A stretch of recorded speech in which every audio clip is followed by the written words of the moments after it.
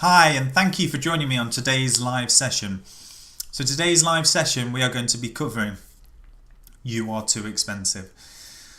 I absolutely hate it when clients say that to me. I don't know about you, but it's so frustrating when clients say you are too expensive. But how many times have you heard those words, you're too expensive? And how many times have you tried to keep the price down as low as possible to win the work, but you've still been met with the biggest objection that we meet as service owners: you are too expensive. So in today's session, I'm going to be covering how we overcome that objection and how we think about it differently from the customer's perspective. Anyway, my name is Jamie Selby and thank you for joining me today. So without further ado, You Are Too Expensive. This is a free event. I am giving away my time for free in the pursuit to help as many service-based businesses as I can on their pursuit to earning more and working less.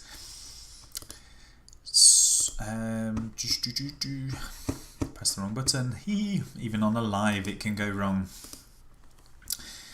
So one of the things that I really hate is when clients do say you're too expensive, as I've said previously, and what I'm going to be covering in this session is why customers are saying you're too expensive and how basically it all comes back down to numbers and comparison and how we're always being compared to something else. So one of the worst things we can do as business owners is give an hourly rate when pricing for work, because instantly we are going to be compared to the business owner.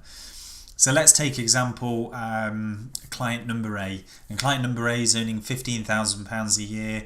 It's a bit of a hobby business, pours his life, heart and soul into his business. He's working 100 hours a week, far too many hours for far too little pay. Does that sound all too familiar? Well, ultimately, if he works out his hourly rate, he's earning less than minimum wage, so less than £10 an hour here in the UK. So if I then come to quote him and I then say my fee is £500 an hour, instantly it's going to be met with you're too expensive. It's going to be hit with resistance. So when we're having that pricing conversation with the clients, we want to be in a position of power and not hitting that resistance and finding the right customers to start off with.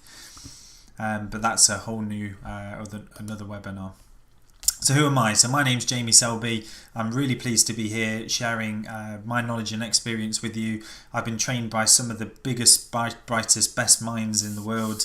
Michael Gerber, Mark Wickersham, Steve Pipe, Paul Dunn, Daniel Priestley, just to name but a few of the mentors that I've been working with. I'm an innovator. I'm a qualified accountant. I run a wildly successful accountancy practice here in the UK that became a global award winner. Well, technically a runner-up in a global award, and then I went on to sell my business.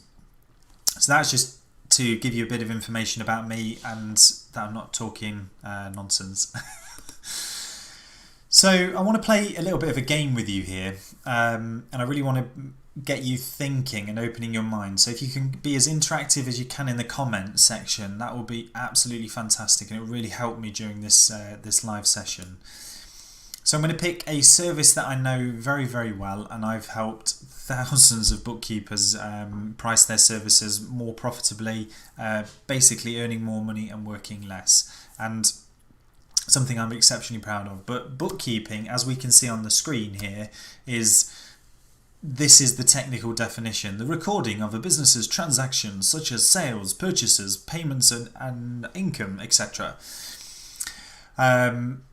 And bookkeeping is so much more than that, and it's very difficult, and it's one of the most difficult services to price. So if I was talking about accountancy work or tax work or web development or SEO work, they tend to be a lot easier when it comes to the pricing conversation. But when it comes to bookkeeping, immediately when you use the words bookkeeping, we are actually devaluing the work that bookkeepers now do, because bookkeepers are far more than keeping the books, and technically they're not bookkeepers anymore, because back in the day we used to have these massive ledger books, and when I say massive, like they had A3 pages and you're turning them over double-sided, going through these ledger books. I remember them all too well, very nostalgic, but trying to do a bank reconciliation on them was awful. And bookkeeping back then would have been too expensive because it would have taken far too long for you to have your books and records done by somebody else. So it tended to be, when we were doing the accounts, it would get done by the business owner and not done very well. And typically they would then be getting charged accountants' rates rather than bookkeepers' rates.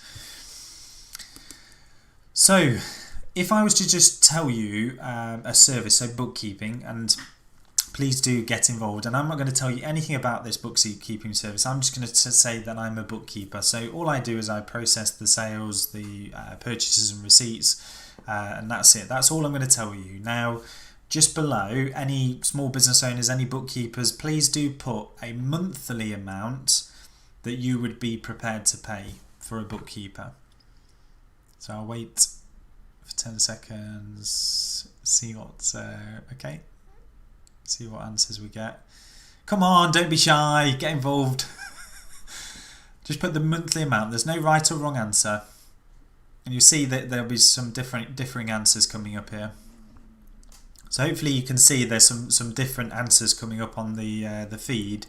But hopefully that will give you a bit of an insight into the fact that when we're talking about just bookkeeping alone, people, we as bookkeepers and as business owners, we're not communicating the value of what we're doing. So if I then say to you, I will do your bookkeeping for £500 an hour, immediately that is going to be met with resistance. Now, if I could back that up with some real client testimonials, the impact that I've had on clients, then I'm going to have a better conversation with the client. So let's jump through. So now what I'm going to do is I'm going to try and increase the value proposition. So whatever people have put on the screen, I'm now going to try and increase that value. So I'm going to be playing this game weekly on a Wednesday, so please do come and join in, and hopefully it will give you have a bit of fun when it comes to pricing, but help you think about how you could potentially take some of this and put this into your own service-based business. The first thing we need to do categorically is we need to understand the problem that we're solving. And as you can see on screen here, I think this graphic illustrates it perfectly, is there's so many solutions to just one problem. But what we need to do is we need to identify the solution that is the highest value. And we need to identify the problem that is the biggest problem for the client. What's keeping the client up at night? What is going to cause the biggest headache for them? Is it going to be their company going bankrupt? Is it their company running out of cash? Is it their company not being able to pay their tax bill? Is it their company not making money? Are they in denial? Are they not accepting the facts that the numbers are telling them? Do they actually don't know? Is that what's keeping them up at night? That they think they're making money, but they're actually not? I've worked with thousands of business owners across the world, really, on identifying their problems and working on solutions. And it's great to come up with ideas for solutions, and that's a great way of building out a product to solve a specific problem. But when we are trying to build our bookkeeping problems, and to be honest with you, I was doing some research before I did this video, and I was looking online to see what bookkeepers were advertising, how bookkeepers were building up value. And I've got to say, I'm bitterly disappointed, to be honest with you. The websites that I did come up against were just advertising bookkeeping. We do bookkeeping, we do payroll, we analyse your receipts, we analyse your payments, we do credit control, we provide you with your Xero, we provide you with your QuickBooks Online. Like, all of these things, I know as an accountant and bookkeeper myself, are tasks that we can do, but it's more than that. Like, what's the value to the customer of you doing it? So this is where we need to identify how big is the problem. And this is the first thing we need to do. How big is the problem? Because if we're solving a £10 problem, immediately if I say to you the price of that £10 problem, I can fix that £10 problem for you, but it's going to cost you £1,000. Now I know what you're thinking. That's expensive. And it is expensive because it's not solving a problem. You know, I look at my equipment on my desk, and I've got thousands of pounds worth of equipment. But the reason why I've got thousands of pounds worth of equipment, because it solves a problem for me, and it helps me deliver my content on YouTube. It helps me deliver my content on my Facebook Lives. It helps me deliver my content around the world. You know, I'm not just delivering it to one person, I'm delivering it to multiple people, so I can help as many people as I can. So it solves a problem for me. And that's what I want you to get you thinking about, is how big a problem is it for your customer? How big a problem is it for your customer? What can we put a value on that problem? And when we are trying to think about valuing, and we are valuing, putting a valuation on that problem, and that is the art of value pricing. But if we can put a value on that problem, when it comes to tax, it's nice and easy, because if we can solve a tax problem, and let's say we can save a client £20,000 in tax, and that's just year one, if we compound that over 10 years of potential tax savings for that client, that's £200,000 worth of tax saving. How much is the customer willing to pay for £200,000 worth of tax saving? And that's a direct correlation to money in the bank. So how much are they going to be willing to pay? And now we've identified a big problem. And like I say, tax from a value pricing perspective is really easy to put a valuation on it, because we know instantly what the value of that tax work is going to be. Now, I know what you're saying, you know, how do I value my web design service? How do I value my bookkeeping? How do I value my accountancy? How do I value my SEO work? Well, instantly it comes back down to how big a problem is it for the client? So the first thing I like to do to get me thinking creatively is, let's try and think of £1,000 or $1,000 problem. How much is that $1,000 problem? And I'm going to ask you to all comment in the section down below. What I want you to do is tell me, how much are you willing to pay for somebody who's going to solve a £1,000 problem for you? So just down below, just put down how much you're prepared to pay. So I'm only solving a £1,000 problem. I'm not solving a £1,000 problem per month. I'm solving a £1,000 problem for you today. How much are you prepared to pay for that? Cool. Some interesting answers. Don't be shy, get involved. So hopefully you'll see with some of the comments that are coming down here is people are prepared to pay different amounts to solve this problem. When I've asked this question in the past, I've had somebody actually say that they will pay $1,000 or £1,000 to solve a £1,000 problem.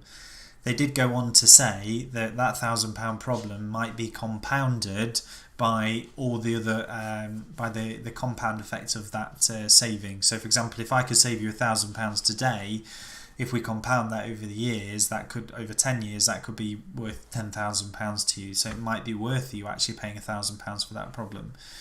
And this is the same when it comes to income generation. If we can, as marketing and sales professionals, if we can help a business owner generate just an extra £1,000 a year, if we compound that over the next, so we create £1,000 every year in extra revenue, compound that, I'm just trying to work out, I can't even work that out in my head, but that's near on £80,000 potentially worth of additional revenue over the years as you compound the £1,000. So £1,000 year one, £2,000 year two, £3,000 year three, £4,000 year five. Does that make sense? And it just compounds and builds and builds and builds. So just generating an additional £1,000 worth of revenue is, again, how we communicate to our clients. We don't want to be communicating about all the tasks and everything that needs to be done. What we need to be communicating better is how those tasks are going to solve a problem for the customer and what's that worth to the customer.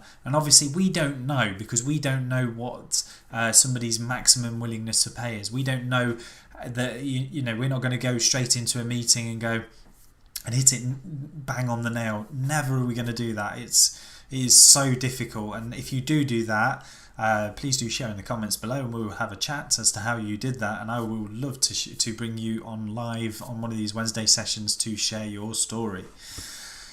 So that's the £1,000 problem. But now let's take that even further. And again, this is how I like to elevate my thinking. So now let's look at $1 million problem.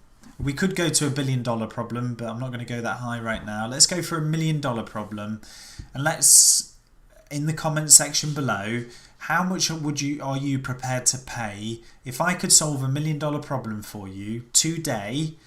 Not tomorrow, not monthly, not annually. If I could solve $1 million problem for you, how much would you be willing to pay? Let's see, just wait for some of the comments to come through. Wait a second. Again, don't be shy, please do get involved. This is just to make it more interactive and more interesting. So when we're thinking about $1 million problem, hopefully what it's doing is it's elevating your thinking. So now we're trying to think, well, okay, what clients have got $1 million problem?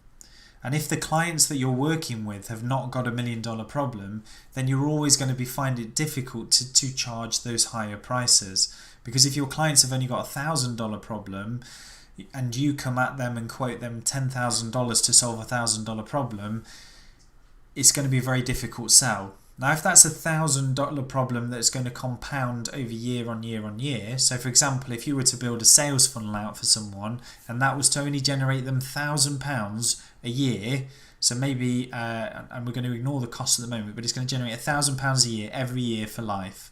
And that's going to be £1,000 of recurring revenue for most service-based businesses every single year for life.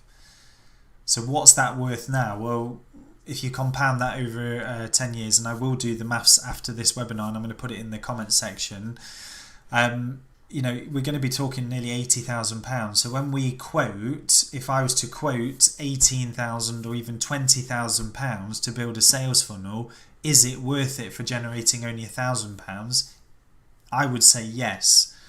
Because if that's going to generate me £80,000 worth of revenue and compounding over the year on year on year, I would say that is it worth it? Yes. Now, chances are that funnel is going to generate me more than £1,000 every year, but even on a low scale estimate at £1,000, that's unbelievable. But if I'm offering a £10,000 bookkeeping service and I can generate just one customer every year, is it worthwhile me paying £20,000 out as an investment for building out my sales funnel? Of course it is. It's a no-brainer. It's an absolute no-brainer, because £10,000 a year, if I compound that year on year on year, I mean, that's probably, I'd hate to imagine, potentially worth 80,000, maybe even more.